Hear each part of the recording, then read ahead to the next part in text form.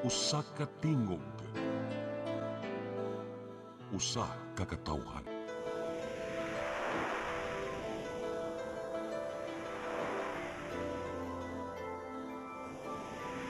Cebu Catholic Television Network.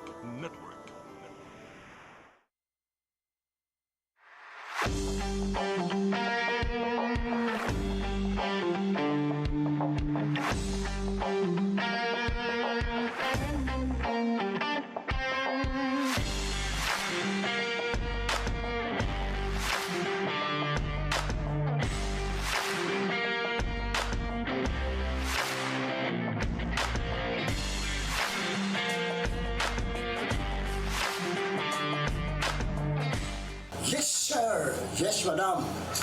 Praise the Lord. Hallelujah. Welcome aboard.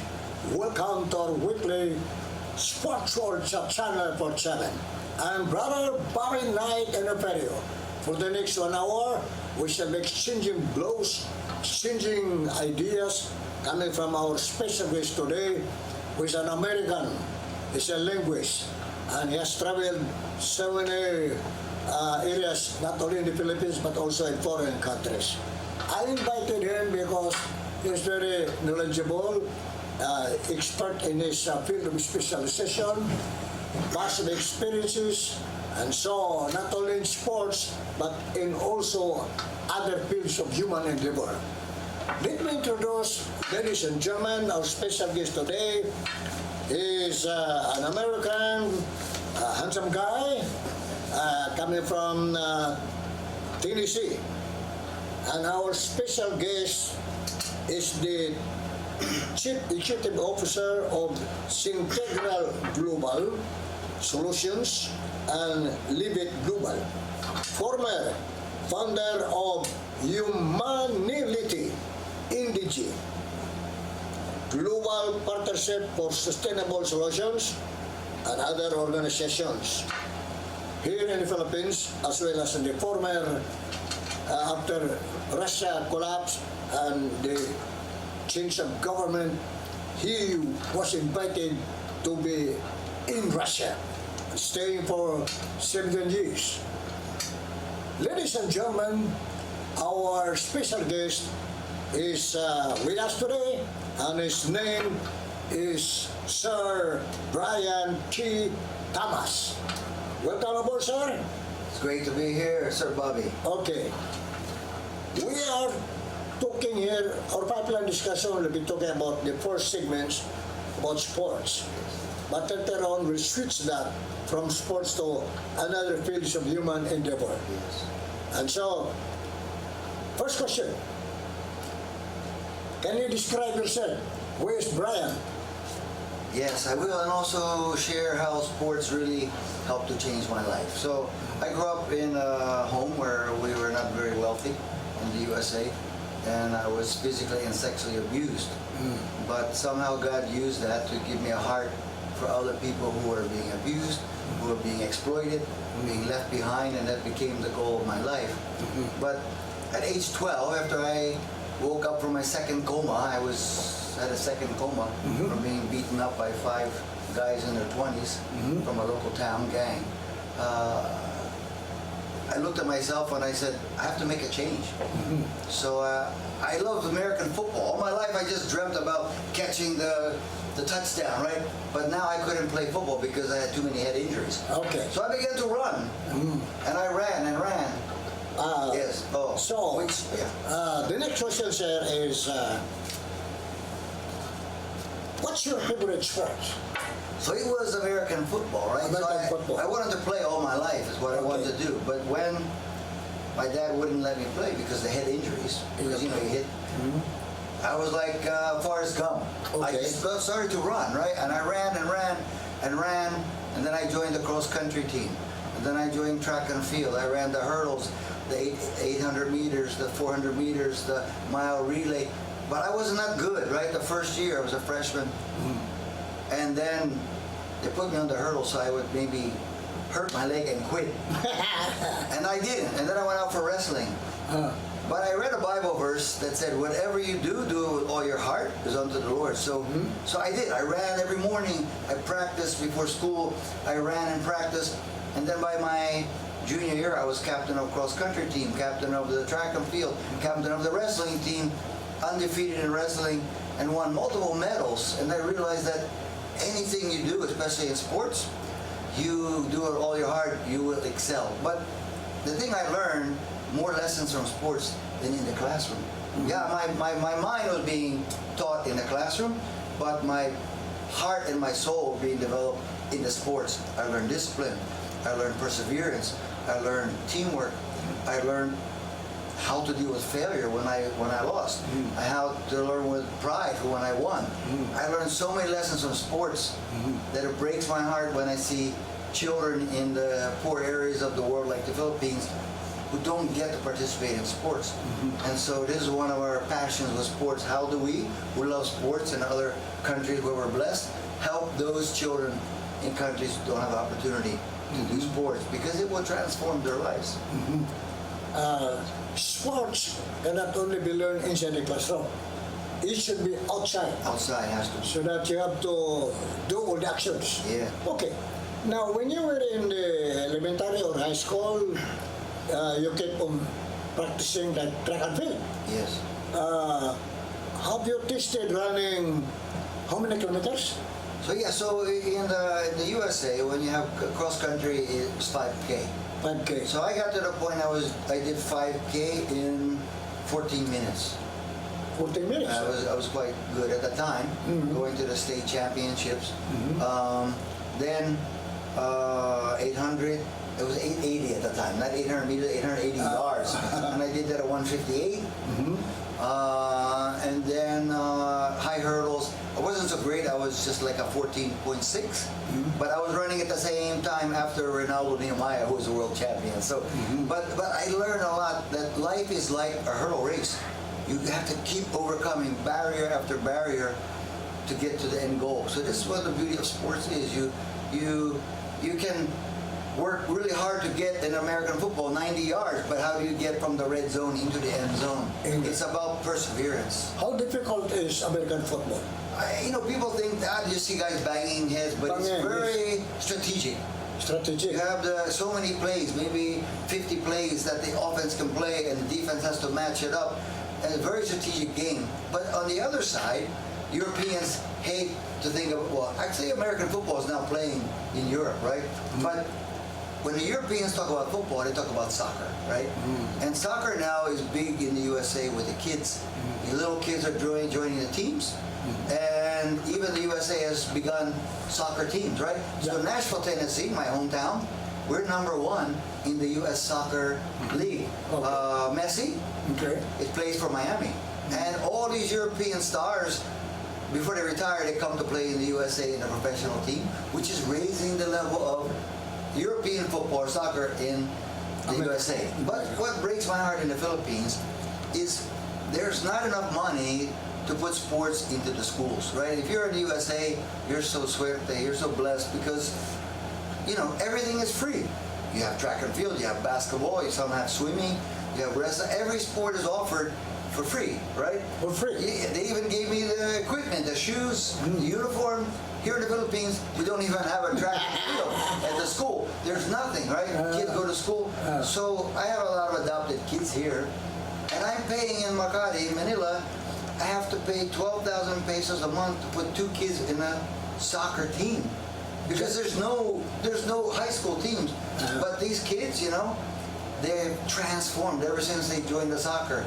Now they don't whine when they're tired. They're persevering. They work hard. They're learning teamwork. They have trainers from Ghana, amazing soccer players from Ghana, and they teach them how to pass the ball, to value the teamwork. And now these kids every day, every weekend is their happiest time to go play soccer.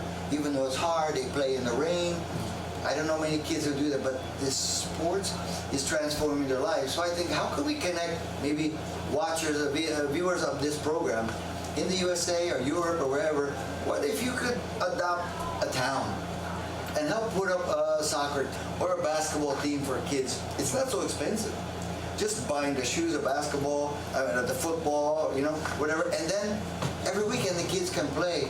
It will transform their lives. So I think hopefully you can use this program to link people from abroad with Filipino towns, to dedicate, to put up a team, a soccer team, a basketball team that will change the lives of these kids. Okay. There are schools here mastering football, high school, like Don Bosco. Manila, yeah. Here in Cebu. Here in Cebu. Here in Don Bosco in Cebu. And other teams. Little kids also, but they're just infancy stage. Yeah. But they are really introducing. Starting, yeah. The problem with football is that mostly mga syudad, cities. Yes, walang lupa. Walang yuta. Yeah. All buildings. Yeah. All mga klase-klase mga subdivision. Yes. That's the problem. Okay. It is, you're right, 100%. Well, when you speak about football, soccer, what is your idea about this World FIBA tournament football? Yes. Just playing. I have seen it several times on television. You know what's interesting? A friend of mine from Australia, Australian, he's my business partner, said the Super Bowl in American football is so big, right? But the World Cup is like 100 times bigger because everyone in the world, over 1 billion people are watching these games, That's especially right. now when Argentina is going to face Spain in the finals.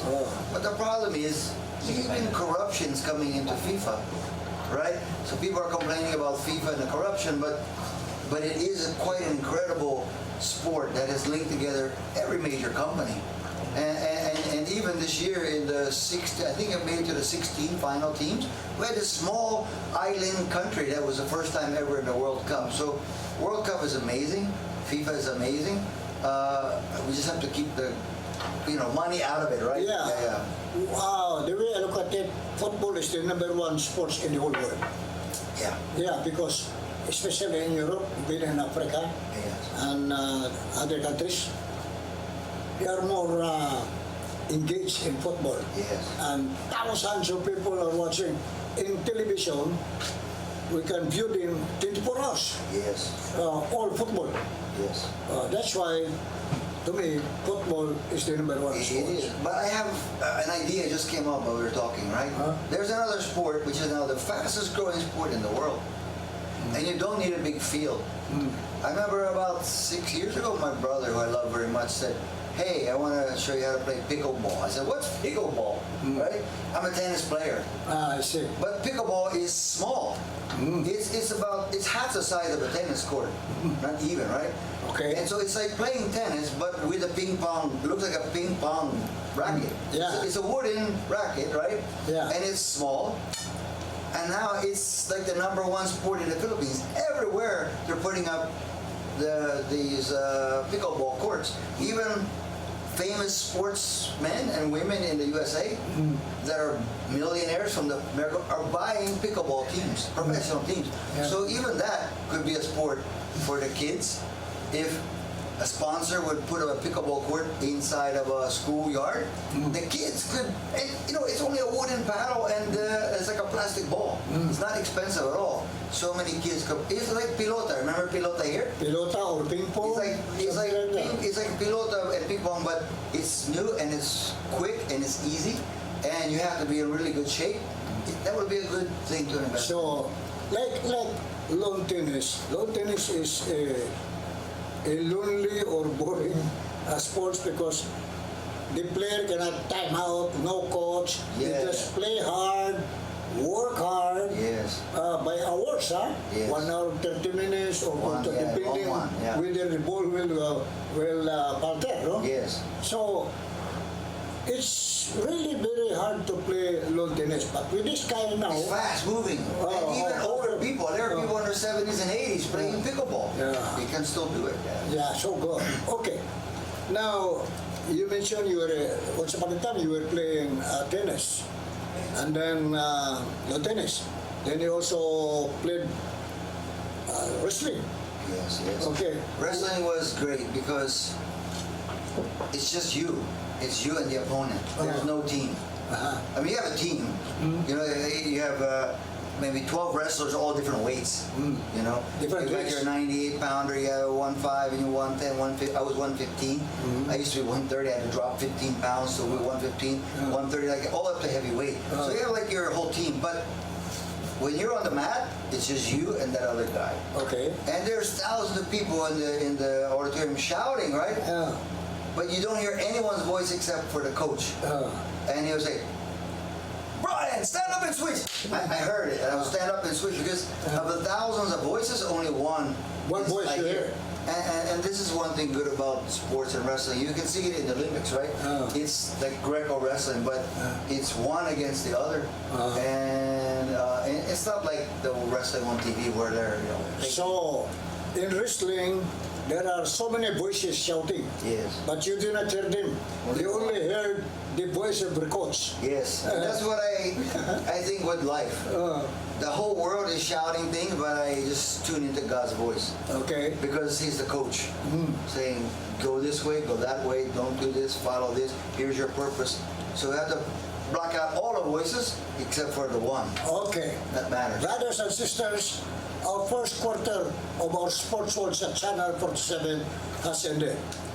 Don't close your eyes because we love you. We shall return after this quick break. Praise the Lord.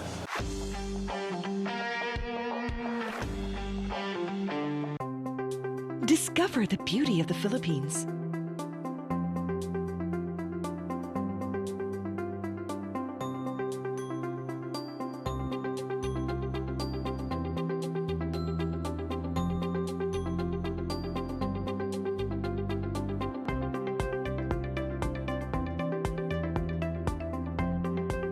With Philippine Airlines, the country's flag carrier.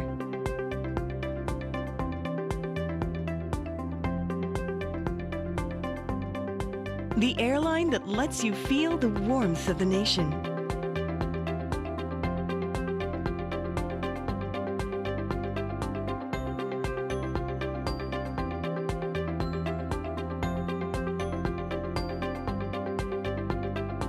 Mabuhay!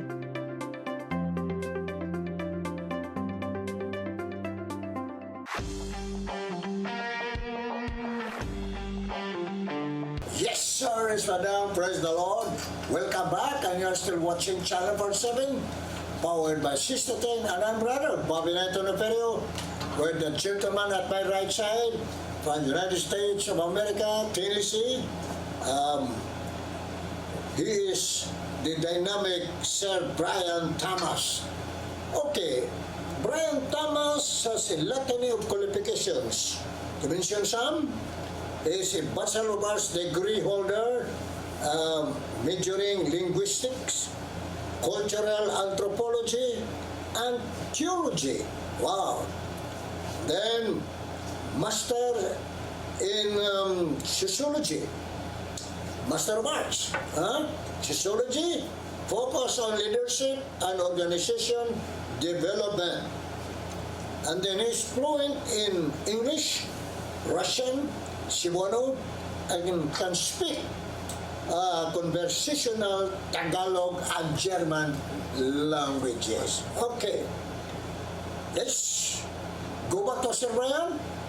And sir, you discovered about soccer, about American football, about wrestling, and then you talk about track and field.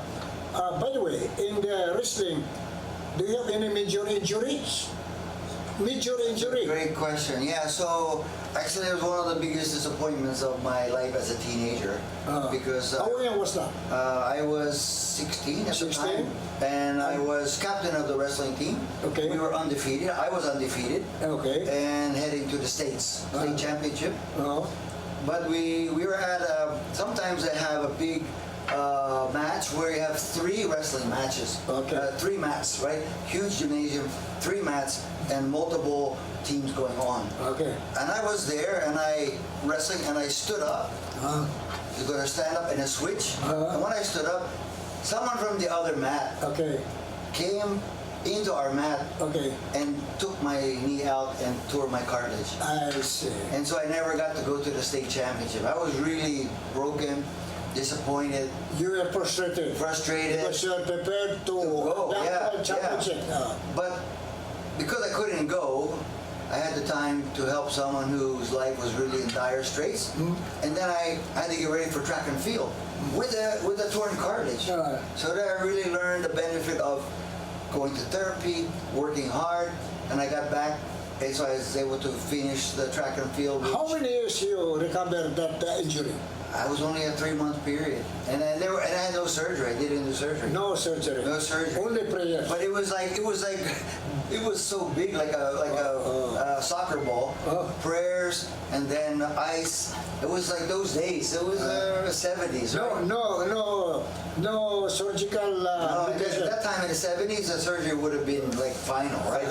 So But your real doctor is God. I prayed a lot. I just prayed, and then I started walking, and then running, and then I got back to full shape and won the championships in track and field, which got me into college. So you have harvested lots of awards like gold medal, silver medal, bronze medal. Yes, a lot in of track and awards. field. Yes. And wrestling, wala. Not no champion. No, I won the championship, but not to the states. Only got to the district and region. And Couldn't get to interstates only. yeah. Oh, what about this American football? No major injuries? No. But you know what I realized is that, my father was so busy trying to make money for the family Okay. that he never came to my events, right? But I understood. So I would come home with a gold medal and a silver medal. I put it on his desk every week and just pile it up. And then he got in a position in a real estate company, and the company he worked for was going to give an award to the high school, the sports banquet at the end of the year to my high school. Okay. It was Washington Township High School, and the award was for the most dedicated athlete. But he didn't know that the coaches chose me. All the coaches in all the sports of the school chose me as the most dedicated athlete. So my father, who never came to only one event in 4 years, was there to give the trophy. And my track and field coach stood up and said, "Tonight is, I get choked up about it. We're giving this honor to a man who loves his God, his country, and all his fellow students, the most dedicated athlete in the school, Brian Thomas." My dad was surprised. He's giving the award to me. And then they all stood up and gave a standing ovation. And that was really like a healing where my dad and I were able to link together. Even though he couldn't be there he was giving me the award, which will one day be, when we get to heaven, our Heavenly Father will say, "Welcome home. Here's the reward for..." Was your father also an athlete? He was. He played American football as a high school, but he had 7 concussions, so that's why he wouldn't let me play. I see. Yeah. How many are you in the family? 5 kids. Five. I was the middle one. 4 boys, 1 girl. No lady. One girl in the middle. I was the middle, and then 1 daughter, and then 4 boys.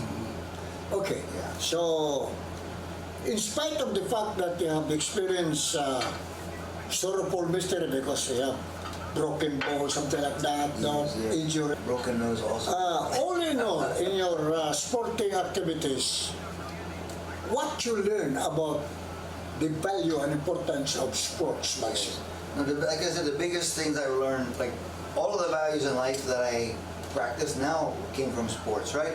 I learned perseverance. You don't ever give up. Perseverance. Endurance. Like you're when you're running the 400, for instance, right, or the 800, you're coming around the last curve, and rigor mortis sets in. The lactic acid is just building up in your legs, and you feel the pain, but you push through the pain, and that's life. Life is full of pain. It is. It's not easy, and then you learn to get back up every day and get back in the race. You know, even the Bible talks about sports, right? Yeah. It talks about running the race. It talks about wrestling. It talks about, the athlete must compete, to win. I box knowing and not just flailing in the air. So these things teach us about perseverance, about focus, right? about endurance, about teamwork. You're not just there to get a medal for yourself, you're there to bring the team the victory, right? Even if you have to sacrifice yourself. And then it teaches about fair play. You're not going to cheat to win, right? It's how you play, how you finish the game. And this is all life lessons. And you don't learn it in the classroom. You learn math and reading. You need that, right? That's for your mind. But for character development, it's all sports. It's all sports, right? And the fact that kids aren't able to do that in the Philippines, it breaks my heart. We have to make that available to our children. So, there are so many things that you will learn in the mission with sports. Yes. What you mentioned, perseverance, focus, endurance, stamina, durability, stability, teamwork, Listening to the coach. using your brilliancy, focus, and then the value of knowing the scientific way of playing. And even strategy, right? Strategy. You're in a race and you have to do I lay back and then kick in the end? Do I lead and then, or what? It's all about strategy in the football as well. It's all, and life is strategic. Yeah. I'm creating businesses and it's all strategic. You have to have the right strategy. You have to have a system. So, in other words, you have so many things to learn Yes. in terms of sports. Yes. Now, if people in this world, in the Philippines, for example, knows the value of sportsmanship, Yes.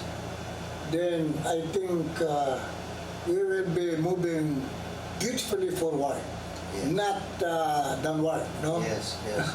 Not dilapidated. Yes, exactly. Because the word perseverance, agility, yes. flexibility, durability, mobility, Yes. all kinds of action. And the Filipinos need it because they're suffering poverty, right? That's correct. The kids wake up, where I work in the bundok, in the mountains, these indigenous children wake up and they have one little piece of kamote, right?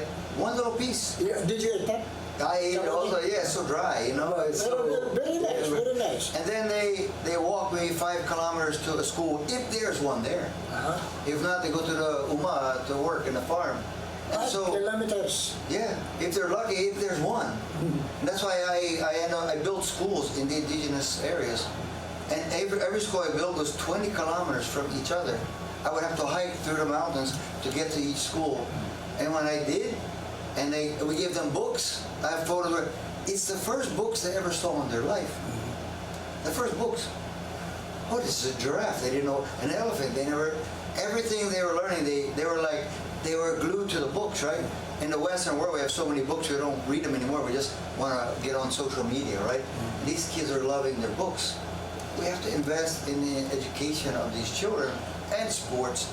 But, we have 17 to 19 million indigenous peoples in this country. How many? About 17 million. 17 million, huh? And most of them don't have an education. They 17 don't even have an million ID. indigenous? They don't even have an ID. That was one of the first things I did. So I dedicated my life after sports to the Lord, right? And I came here as a missionary, and I went to the mountains, right? But the first thing I did, I came to Mindanao. Actually, nangaro ako ng Tagalog sa Lipa City, Batangas. I learned Tagalog first, right?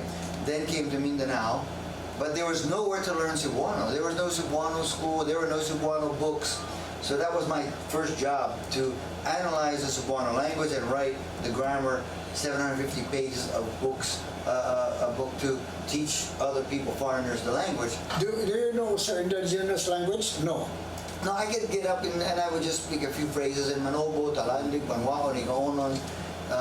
But I would just use Cebuano up there, Bisaya, right? Okay. And but then the second job was as a linguist to go all around Mindanao, which is where I got in danger, right? At the time, in the 80s, very dangerous time, and to do an ethno-linguistic map of where do the indigenous peoples live and how many. And do you know how many we have in Mindanao? 45. Manobo, Talandig, Banwao, Nigaonon, Mamanwa, Matiksalog, the Mandaya, Mansaka, Tiboli, Blaan, so many, right? And they all are not included in the development. But then, President Ramos did something great in 1997, but I was in Russia at the time. He declared IPRA law, Indigenous Peoples' Rights Act, because before that, right, what made me move from being a missionary focused on spiritual development of the people, translating the Bible, etc., is while I'm working there, the logging companies were coming in, and they cut 97% of the primary forest. Wala na. That's where the people had their livelihood. The food they had, the biodiversity was gone. Then the mining companies came in to extract gold and iron and nickel, open pit mining. So then the NPA, the New People's Army relatives, rebels, came in and gave the indigenous peoples guns to get the loggers off their land, right? And then the military came up to kill the indigenous peoples because they thought they were NPA. And I'm watching all this and I can't change it. I can't stop the military. I can't stop the rebels. I can't stop the greed of the companies, right? And there are the indigenous people suffering. But then, President Ramos did something great. He declared Indigenous Peoples' Rights Act, which is in the Constitution of the Philippines. Most Philippine, even government agencies, don't know it, don't understand it, right? Which meant Mindanao has 10.2 million hectares. 5.1 million hectares belong to the indigenous peoples now. They own the land.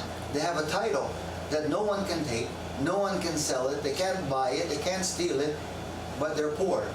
So that's why I came back to the Philippines, my second career, my third career after Russia, right? To help bring agricultural training to the indigenous peoples, and then investment and markets, because the Philippines, right, used to be an agricultural country. Right? We used to have 32% of the GDP was agriculture. And then bucks up to 8%. And we're importing rice, importing sugar, importing corn, and we have so much land. So that our job now, my company, is help to develop the indigenous people's lands with all the you know what we could do for Singapore? Singapore doesn't have food security. They have no land. We could allocate 5,000 hectares of indigenous land to produce all the food security that Singapore needs. All we have to do is connect, I say connect what's never been connected before to accomplish what's never been done before. That's what we're doing as a company. Okay. Brothers and sisters, our second quarter has ended. Now, let's enjoy another ceasefire break.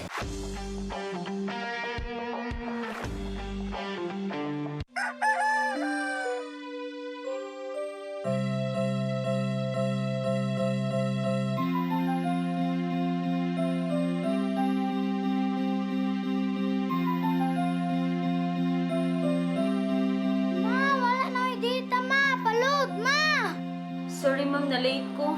Nangita pa mong ko para internet sa kong anak, ma'am. Ay, wala na problema. Pag sinisibo. Sinisibo, sinisibo. For your internet connection. And for the signal of your cable TV. So fast and straight that transmission to your home. Sinisibo. Sinisibo, sinisibo.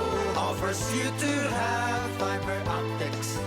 For your viewing experience, perfect and clear so fast. So great and affordable for you to enjoy. Sinisibo.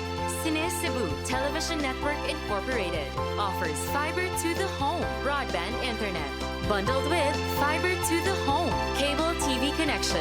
Cine Cebu Television Network Incorporated with its operation in Metro Cebu and the whole province of Cebu soon. And affordable for you to enjoy. Sinisibo.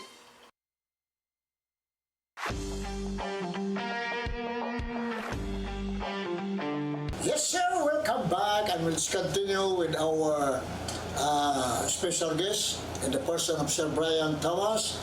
And he was talking so many things already, from something about sports, but because of his love for people, especially indigenous ones, while traveling in the Philippines, and he noticed that we lack the grounds for sports, but we have very big lands, but never been used for something good, Yes. especially to the indigenous ones. No?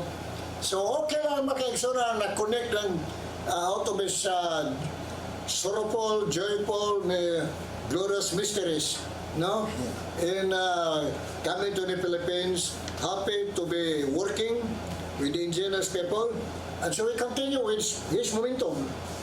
Continue talking, sir. By the way, in your travels, Mindanao, because you met several indigenous groups, no? So many mga native people. Yes. Now, while traveling in these places, you know, there are also bad people that surrounds the area. So, did you experience, were you kidnapped? Yeah. So, as a missionary to the indigenous peoples and doing all the work around Mindanao, Okay. I had to go to the areas of the country controlled by the New People's Army. Okay, New by People's Army. The MNLF, MNLF. World National Islamic Front, right? Okay. MILF. MNLF. And then the BIFF, Bangsamoro Islamic Freedom Fighters. Okay, okay. And then the Abu Sayyaf. Masaya po. Now, I would always negotiate with the first four. Like, Okay. they wanted to charge me a tax. Okay. And I would say, wala kong mahimo, I can't pay you money. What do you mean? Because the projects are for the people. Uh-huh. By the way, you are asking how much money you are asking for? Like they would want like Million. 250 pesos per cubic meter of timber if we were processing the fallen timber from like the typhoon. Uh-huh. And then I said, I can't pay you that, but if you work as security guard to guard the trees coming down the river so they're not stolen, we'll give you 25 pesos per cubic meter. Okay. And then you put down your arms and we give you farms. Okay. So in these programs that we transformed the rebels into farmers, into security forces, and then the government was happy with that. So you convinced them Yes. from being a rebel or a terrorist, something like that. Yes. Then you convinced them to surrender your arms and then let's do farming. Yes, because what I realized is that the reason for insurgency is poverty. Poverty. If we eradicate the poverty, there's no more insurgency. And I was working I had a break, I was in Nashville, I was doing the yard work. I mean, doing the yard work at my house in Nashville. And it was like God who spoke to me like, you know, the rebels are also people. They're rebels with a cause. So when we built schools, their kids were coming. Right? When we built farms, they were going into it. But then in the Islamic area, it's a little more difficult. The MILF, and the BIFF, they were cooperative. We were helping to rescue the child soldiers. But Abu Sayyaf were just strictly about kidnapping. So I had a really amazing pilot named Martin Burnham. And Pilot, why? Were you flying through a Yes. special plane? the indigenous areas are really difficult to get to sometimes. So we would cut these small airstrips. And we had to bring supplies, right? Okay. Medical supplies, because we had medical clinics, right? So then he would fly in. Medical supplies. And a small airport, they would just land between the... Is your pilot a Filipino? He was American. American, yeah. Martin Burnham. But and his wife Gracia. So he became quite famous in the Philippines because he was kidnapped by the Abu Sayyaf. Okay. So So- he was kidnapped by the Bisayap, Yes, your pilot, yes. and you were also kidnapped. So I was in a different area, and then the MNLF, You were living in I was almost kidnapped, but I was able to Almost get away kidnapped. at night. But I was able to Almost get away kidnapped. at night, which was a miracle, thank So, the Lord. the kidnappers said, you stay there, somewhere else, Yes. in that corner. Yes. And then because of your quick, they were using your sports type of mentality. Yeah. So instead of holding you for weeks or months, Yeah. you were able to escape. Yeah, the training from sports and God's wisdom, you can find a way to get out, right? But Martin was stuck with his wife, and then for a year and a half, they moved him around the forest, and then finally he was killed. But his wife was released. In other words, your pilot was detained by the kidnappers for more than 1 year. 1.5 years. Yeah. And then finally he was killed. He was killed. Yes. What kind of killing? Chopping the head? Actually, no. You know what? We were trained that if we ever kidnap, the first thing is to make friends with your kidnappers. Okay. And treat them like people, and they treat you like people. So the Abu Sayyaf ended up really caring about him, and some came to Christ. Okay. And his wife. But then the military came to rescue him, and he was killed by the friendly fire. Friendly fire. Yeah, but the wife was survived, and she wrote 2 books about it. You can read So the pilot and his wife also were there? them. Yes, They two were killed. yes. So And the wife was alive. She made it. And she wrote 2 books about it. I see. You can read those books. By So when the rescuers came in, that's why he was killed because of the cross fight. Yeah, crossfire. Okay, friendly fight. Yeah. But then his wife said, like Martin said, the Filipinos were dying for her. And we believe that. That's why I'm working hard, because the Filipinos deserve a better chance for sports, for food, we have to eradicate malnutrition, we have to eradicate poverty. The coconut farmers, now we're doing a coconut industry. The coconut farmers make between 900 and 3,000 pesos a month. In other words, they make between $200 and $700 a year, that's it. And they're impoverished. So our job is, to our company, is to raise up the farmers with 10 times the income and eradicate malnutrition and poverty. It's the only way to stop the insurgency. And we even have now invitations from the BARM, the Islamic area of Mindanao, to go in and put up a coconut facility in Maguindanao for the indigenous, for the Islamic areas as well. And that's a government led by the MNLF, the MILF. But now they want us to help them. And we have to help them because they're also people. Right? The MNLF and the MNI or MN, are they also friendly? They are now. They're actually head of the government in the BARM, and they really want development. So my job is to raise up investment, which is hard, and come in and to build the centers. Each facility will employ 7,000 people and empower 15,000 farmers. That's the only way we can transform the country. So in your hard work in traveling from one place to another in the different areas of Mindanao, especially in the jungle, no? And you meet different people, indigenous people. Yes. In your observation there, they're really poor. So poor you can't even imagine, So that's why your heart is bleeding watching them. Siguro one day, one night or something like that. They have no education, they have no healthcare. None. No? No healthcare. Okay, no healthcare. And the majority aren't even registered with ID. And so we have really worked to change the laws in the Philippines so that the indigenous peoples can get registered with an ID without paying any money. It used to be a charge to pay money to get a late ID. Now they don't have to pay. But the So you paid, huh? No. We worked to help change the government. It used to be the PSA had a fee you had to pay to get a negative run on you to make sure you could get an ID. And I said you can't. I was trying to register 1 million people with the ID. I said I can't raise up 3 million. I mean 300 pesos per 300 million pesos to register 1 million of your first peoples. Yeah. So thank God, after like 4 years, the PSA dropped the charge, and now the indigenous peoples can get registered with a late registration for free. But the problem is, who's going to go from the town all the way 50 kilometers up to the mountains and then into the jungles to register those people? No available transportation. No We transportation. just walk and walk. They're also takot, they're afraid. So we're trying to put that into our business plan, how we also are registering the indigenous peoples and the farmers with IDs. And the farmers don't have bank accounts.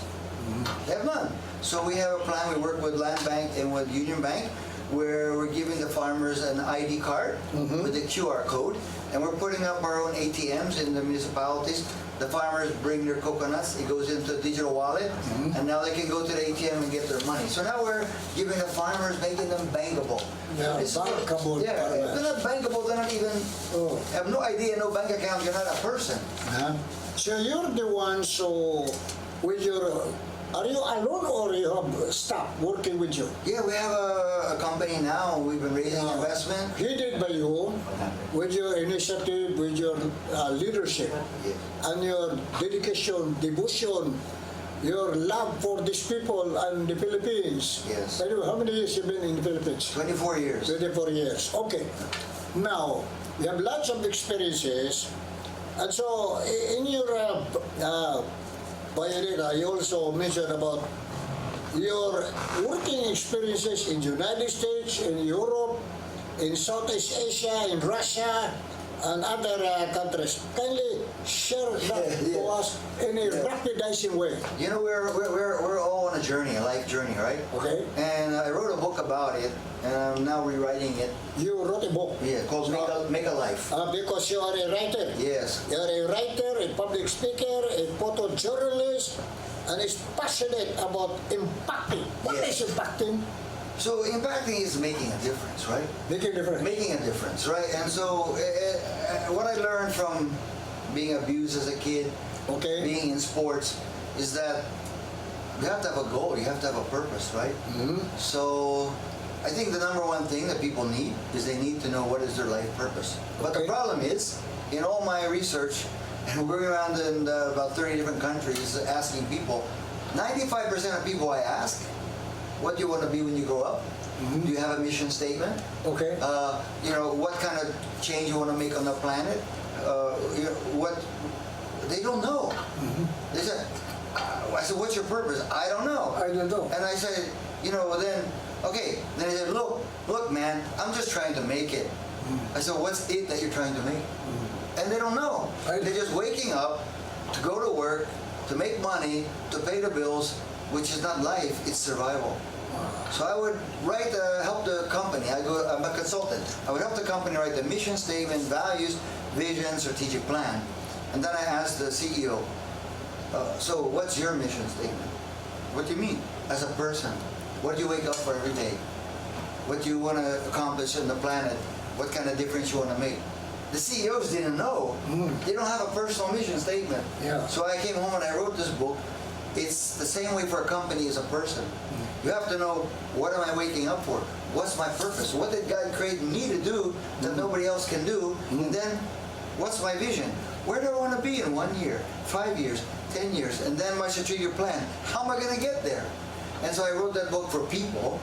I went around USA teaching it to thousands of people, and then I got back to the Philippines, so I put the book on the shelf. But now I want to rewrite it, add some parts to it, and then also publish it throughout the Philippines. Because put it into colleges. Everyone should know, what are you waking up for? What for? If you don't know, then why are you waking up? Just to make money, so you can eat, so you can go to work, to make money, so you can eat. It's a cycle that's endless and useless. And then when you're dying, what difference did you make, right, on the planet? That's impact. What difference did you make, right? Now, we can't all do everything, but for me, because I was abused as a kid, I care about kids, so that's why I started an orphanage, right? So you have that passion, you have that special ingredients of Christian love. Yes. To the indigenous, to the poor people, and that's why in your stay for 24 years in the Philippines, it seems that you love this country. I love it so much, I cannot give up, right? But sometimes what you think you're supposed to do expands to something else. So I'm building schools for the indigenous children, right? I'm up there in the mountains, but now I got government problems because I'm building a school and the government says, wait, you can't build a school, you have to get permission from the Department of Education. I go back to Manila, I hike 20 kilometers in the jungles, ride my motorcycle through the mud, 5 hours. 5 hours? Yeah, fly in the mud, yeah. 5 hours? In the bundok, yeah. In the jungle. Yeah, and then I fly to Manila and spend all this money to go back and forth to the, and I get the permission from DNR. I go back, from the DepEd. Anyway, after 6 months, I had to get 4 different government positions permission from government agencies to build the schools for the kids that they should have built, right? Yes. And then, every time I go back, I said, God, why do you keep sending me back to Manila? I was supposed to be in the mountains of Mindanao, but when I'm in Manila, all these poor kids are begging for money, right? And I said, I'm gonna buy you food. I would take them and buy them food. So many kids sleeping on the street. And I always saw them, but I didn't see them, right?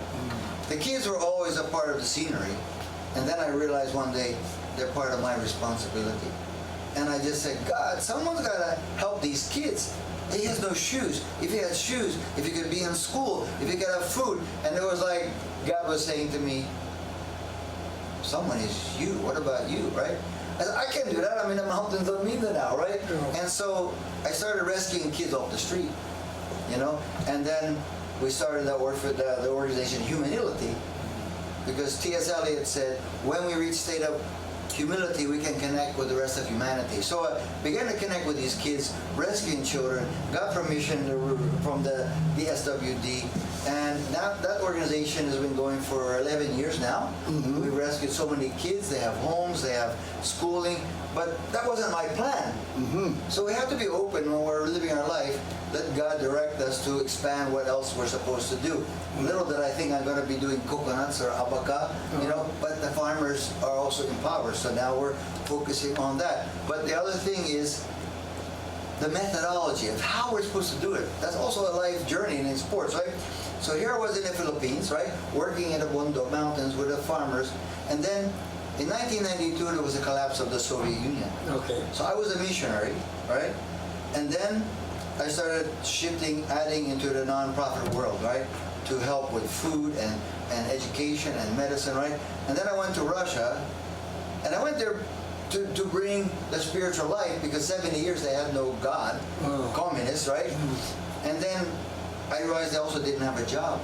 Yeah. 15 countries, Soviet Union collapsed. Yes. And then every country had the government owned the business. Now the government didn't exist. So I said, God, how am I going to help these people? So I went back and raised up about $5 million a year of non-profit money. And I put it in a fund. And then from that fund, we started businesses in Russia, Georgia, Ukraine, Azerbaijan, Tajikistan, Belarus, right? And I didn't realize I was ahead of the time, because later on, they create incubator funds and startups, which is what I was doing, but I didn't know. God just directed me. Okay. But then, one last thing, after 17 years of doing this, then I became an enemy of the mafia. The Russia, because they wanted income from these businesses. So they want to kill you. So my life was in danger. Also, the indigenous peoples. I was working in Georgia. Russia wants to bomb Georgia. I'm working in southern Ukraine. They want to take over southern Ukraine. I was working in Chechnya. They are fighting with the Chechens. So they thought, this guy must be CIA. I mean, he must be. Why is he in these places? Because they don't understand you're there because you love the people, right? And so they came after me, and I had to leave Russia in 2007. Went back to the States. Okay, so you stayed in Russia after the collapse of the communist country. One country headed by Russia with 16 other countries under one federation.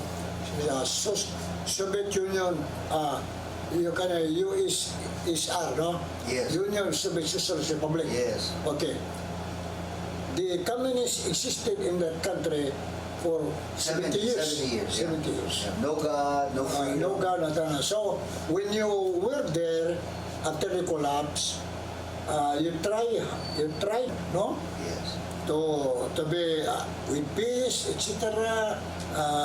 Giving them instruction. And you know the Russian people are amazing, right? In the USA, if you get on the metro or the subway, everyone's listening to music. If you get on a subway in Moscow, which are like 200 stations, everyone's reading a book. They are very soulish people. The Russians would say, like in Russian, they say, "Вы американские живут по-разному, мы русские живем душой." You Americans live by your intellect, we live by our souls. So in some ways, on the surface, the Russians are very harsh, right? The Filipinos are, "Makikirano ko." Russia, "А ты чё? О чём ты говоришь? Ты ничего не понимаешь." And so that is the sound of the Russian people. Yeah, very, very rough. But when you get past the exterior, the Russians are like Filipinos in their heart, very soulish, very kind. It's just the government has just exploited them for 100 years. Before the communists, it was the Tsars. And after now, it's again back to the original. Yeah. It's so sad. The people are, and when I was there, the Russians and Ukrainians, they love each other. Yeah. There's no animosity. Yeah. It's just the crazy government is destroying the people. So this is the cry of our heart, right? How do we change our world? And create. We change the world love with the power of God. Exactly. You as a missionary. Okay. Yes. Brothers and sisters, our third quarter has ended. We wanted to continue with the revelation, with the experiences coming from our specialist today in the person of Brian Thomas, but our third quarter has ended. we shall enjoy another ceasefire. We shall return like General MacArthur after enjoying this break.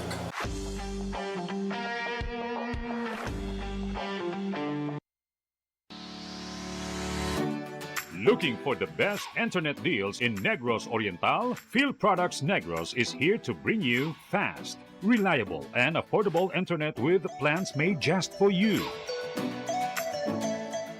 For as low as 899 pesos per month, enjoy speeds of 50 Mbps, perfect for streaming, working, or studying from home. Need more speed? No problem. Get 100 Mbps for just 1,199 pesos. 150 Mbps for only 1,499 pesos, or our fastest plan, 400 Mbps for just 2,399 pesos per month. Plus, you can add over 100 cable TV channels to your internet plan for just an additional 100 pesos per month. That's entertainment and lightning fast internet all in one. Enjoy no installation fees and start today with a 1,000 peso customer deposit. Call us now or visit our website to sign up with the Field Products Negros. You get internet that's affordable, reliable, and local. Field Products Negros, bringing you closer, faster. Call us at 0917-631-5240 or visit our website www.fieldproductsnegros.net or our Facebook page, Field Products Dumaguete. Subscribe now.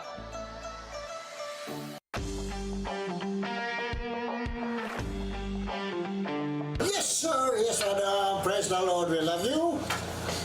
We are enjoying us today revelation, the personal testimony of our special guest today, who is also a missionary, a lover of sports, a lover of indigenous people. He's working like a horse, like a carabao, just to promote peace, promoting love with each other, and then never stop. In spite of his so many close encounters with the rebels, etc., he was running. He used the tactics and strategy of the sports activities. So the kidnappers were not able to hold you because in the evening, night time, you keep on running. The great escape. In the ranger course, that's a great escape and evasion. Yes, yes. Okay, now let's continue with the last quarter.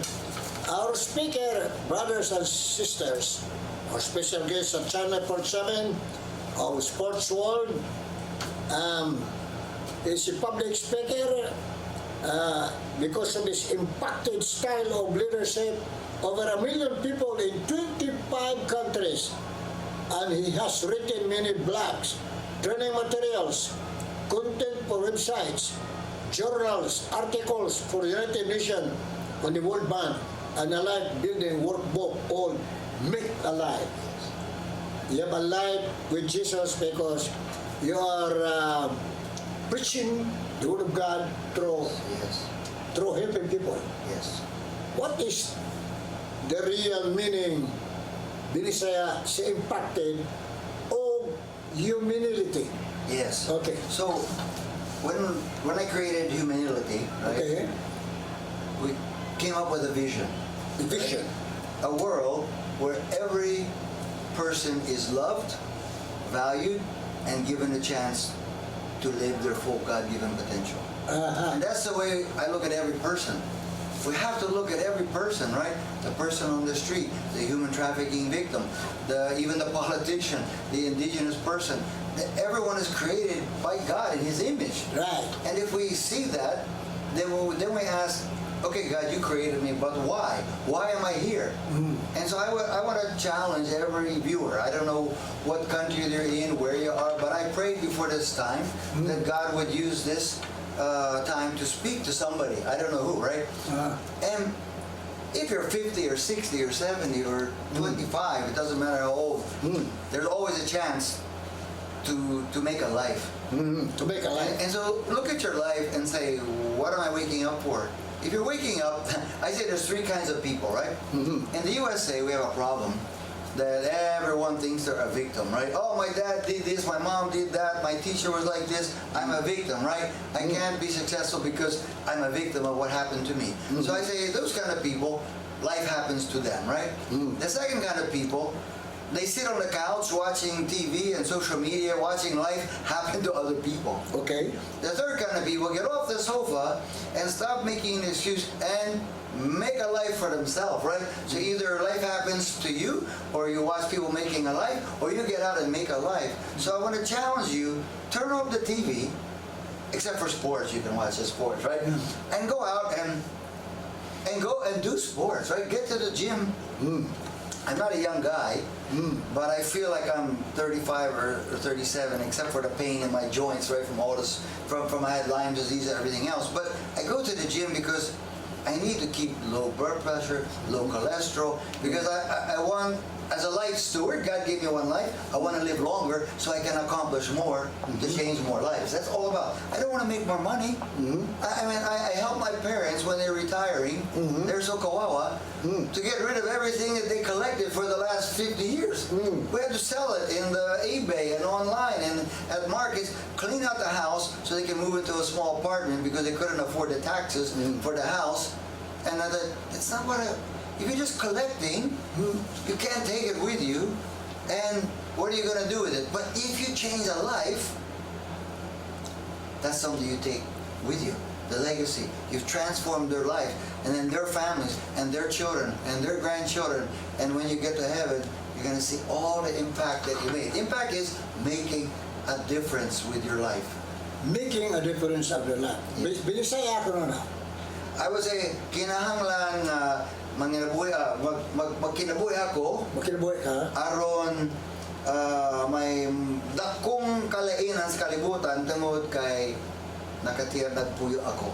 Naghihima ko si Ginoo sa pagpuyo sa pangagi na mausab gyud ang kinabuhi sa mga tao, mabungaon sila tungod sa akong kinabuhi, tungod sa akong gihimo. Like makakaon na ilang mga anak, gihatagan sila og trabaho, mas dako ilang kita, ilang sweldo, and then mawawala ang ilang pagkagutom. Kung gabi di sila makakaon. Imagine pila mga milyon mga bata na matulog na gutom, magbata sila gutom. Kana atong responsibilidad. Kay sinabi ng Biblia, the Bible said in Psalm chapter 8, God created us and made us a little lower than the angels, right? And made us rulers over all the earth. He says in Genesis, Psalm 8, and over in Hebrews. So that means if we are in charge of the earth, every problem, human trafficking, poverty, insurgency, corruption, it's all our responsibility. So what are we going to do about it, right? Okay. Yes. We're in the last running the race. We're in the last 2 minutes. Bilisay siya kay. Bilisay gyud. Anak ko, saludo sa imo makamuog di kang bilisay. Mga laongga. Kanang humanity. Yes. Bilisay ako na. Yes. So, humanity is, nga naman, doon ay dakong problema sa Pilipinas. I think, ang pinakadakong problema sa Pilipinas, duha. Number one, dili. Usa, walay taong gusto mag-istorya may tungan sa problema sa Pilipinas. And, kung dili masabtan na itong mga problema, dili sila mausap. Di ba? Kinahanglan mo angkon kita. Kini ang problema. And then, pwede masulbad. Like number one. Nga naman, we have number one single mothers sa kalibutan, sa buong kalibutan. Tungod kay, ang mga Pilipinang na lalaki, magpabuntis ng babae, and then mawawala. And then ang mga babae, mato sa Manila or siyudad para pagkuha trabaho, and then ibilin ang bata sa mama nila, sa lola. So mga lola, mga bayani. Ang mga bata, magpuyo nga walay ginikanan. Wala si mama, wala si papa. And then, kaulo ay mag-isa. And then, ang anak, magpadala ang pera sa iyang mga mama, anak. And then, nga naman, ang simbahan, di magsulti ba ito ganini?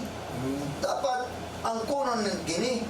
And then, ikaduha, walay paglaom. May paglaw. Wala yung mga tao sa Pilipinas magtuo nga mausab ang Pilipinas. We can change the Philippines. No way. It's always gonna be corrupt. O lagi kanunay corruption, kanunay poverty. Dili. Mausab kini kung kita ang tanan Kayo-usa. Magkayo-usa. Managiusa o magpuyo sa paagi nga dili para sa atong kaugalingon para sa ibagi. Praise the Lord! Praise the Lord! Wow! Amen. And so, Yes. thank you very much, Sir Brian, Salamat po, for Kuya. making this day part of your life. And then, brothers and sisters, do not stop watching our program here in Channel 7 because the Lord loves you. Channel 7, powered by Sistine, loves you. Brother Bobby Knight, Inoferio loves you. And so, we encourage you to continue watching all the programs here. And we encourage you that we should pray with each other from the heart, not only from the vocal cord. And so, we should be marching together with all the shining armor of God, Yes. loaded with faith, hope, and charity, Amen. that the Lord is on our heart and our minds. And so, we shall continue with the beacon light of the Lord to saturate the different corners of the world Fighting the good with the fight. Lord in our hearts and mind. In Jesus' name, we love you. Brothers and sisters, kini si Brother Bobby Knight Erpio Musingi. Keep on praying and shining for the glory of God. God bless Philippines, Asia, and the whole world. Until next time, we shall continue with a blessed word